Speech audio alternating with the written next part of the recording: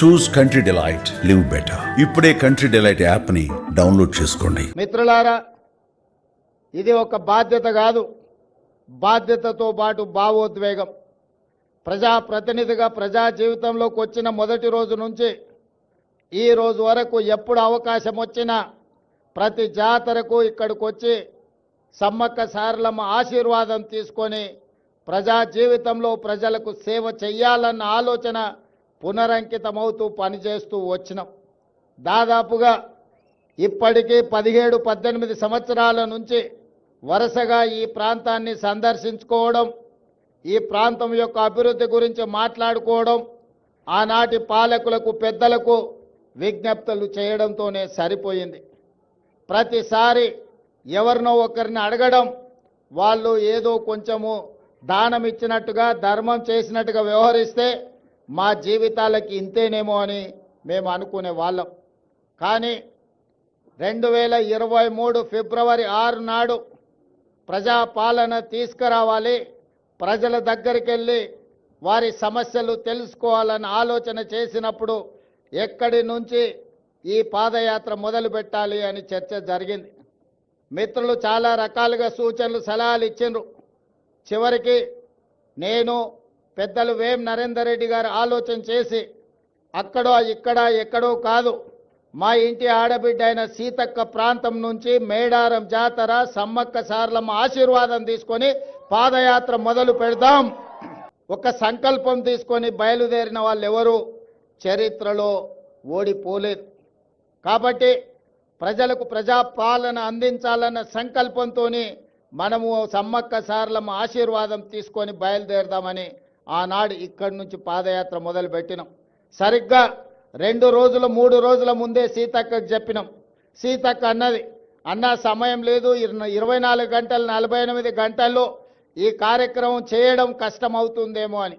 నేనన్నా, అక్క సంకల్పం ఉంటే కార్యక్రమం విజయవంతం అవుతుంది, నువ్వు ఎలాంటి ఆలోచన చెయ్యకు, పనులు మొదలుపెట్టు అని చెప్పి ఆనాడు ఫిబ్రవరి 6, 2023 నాడు ఇదే గద్దెల నుంచి గద్దెల ముందు ప్రణమిల్లి ఖచ్చితంగా ఈ తెలంగాణకు పట్టిన చీడ పీడ విరగడి కలిగిస్తాం, దొరల పాలన నుంచి ప్రజా పాలనకు తీసుకొస్తామని ఇక్కడ వేదిక మీద నుంచి ఆనాడు చెప్పడం జరిగింది.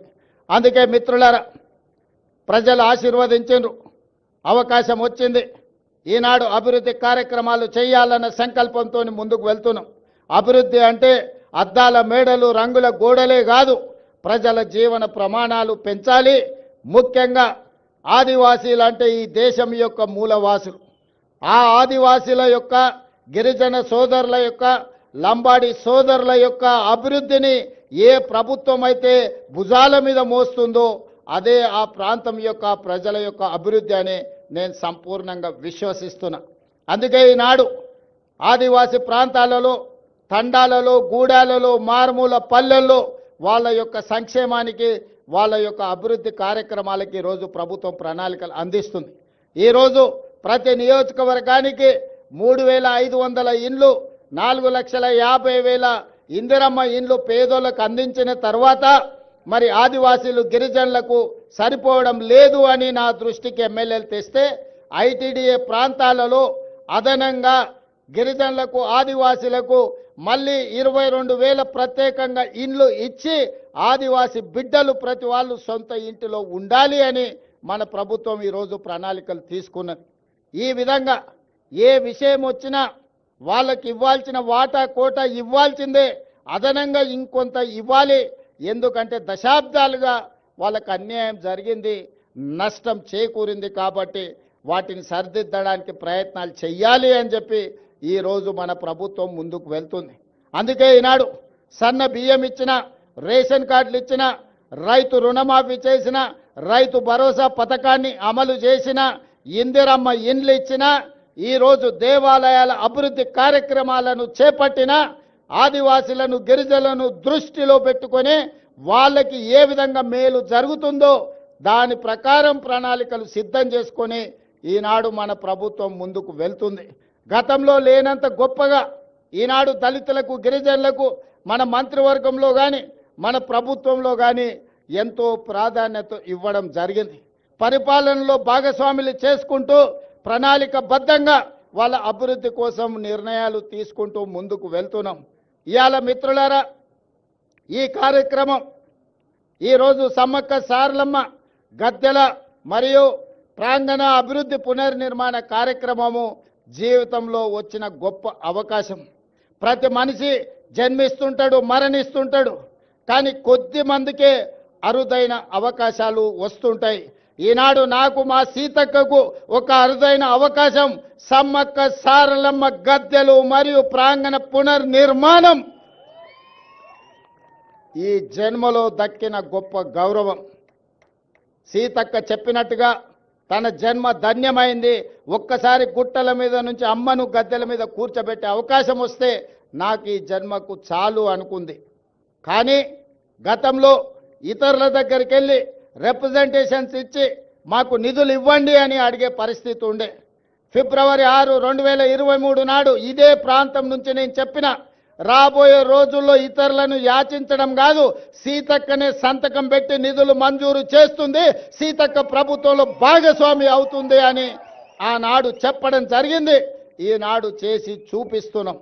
సమ్మక్క సారలమ్మ ఈ ప్రాంత అభివృద్ధి కోసం నిధులకు వెనక్కి అడుగు వేసే సమస్యనే లేదు.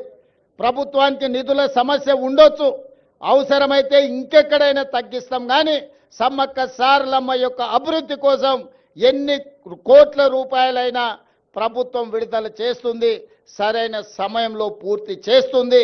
నిర్మాణ కార్యక్రమం మాదై ఉండొచ్చు, కానీ గిరిజనుల యొక్క సాంప్రదాయాన్ని కాపాడుకునే బాధ్యత వాళ్ళదే.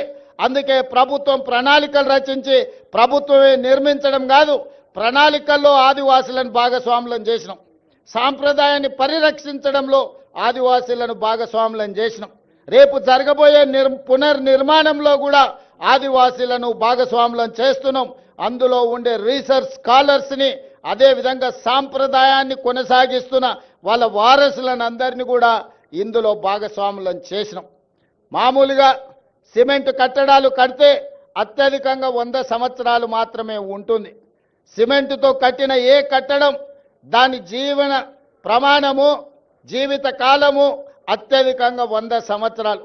కానీ రాతి కట్టడాలతో కడితే వందల వేల సంవత్సరాలు ఉంటుంది. దానికి ఉదాహరణే మీ ప్రాంతంలో ఉన్న రామప్ప దేవాలయం.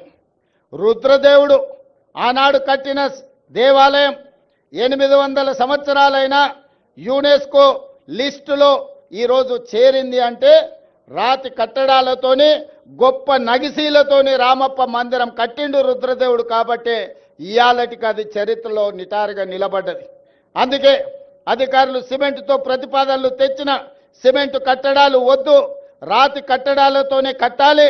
రాబోయే 100 సంవత్సరాలకు సమ్మక్క సారలమ్మ మందిరం, గద్దెలు, ప్రాంగణం ఆదర్శంగా ఉండాలి, ఈ ప్రాంతంలో అభివృద్ధి జరగాలి అని ఈరోజు ప్రతి కట్టడం రాతి కట్టడాలతోనే కట్టాలని ఈరోజు నిర్ణయం తీసుకున్నాం.